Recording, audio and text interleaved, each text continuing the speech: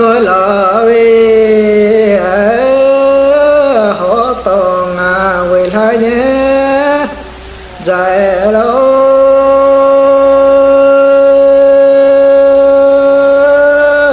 tỏ lộ rào qua tớ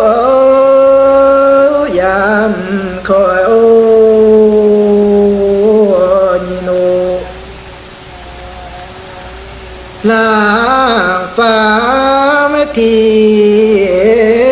dù na ye nhà qua lâu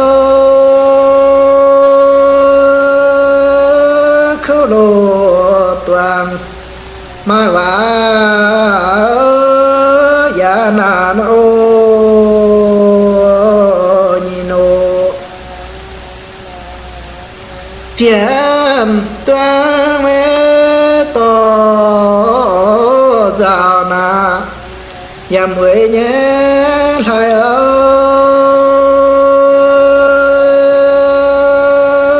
chỉ về lô bèn ở tôi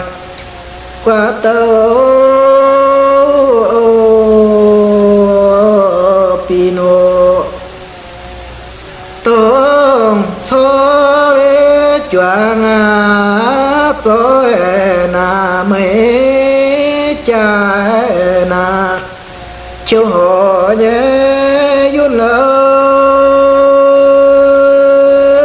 vì dù lô em na tôi lỡ pino lỡ xa về nhẹ nhẹ na tê phạm tu nhé tiếng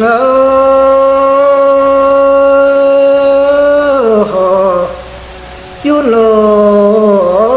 tô na giờ choáng yên ô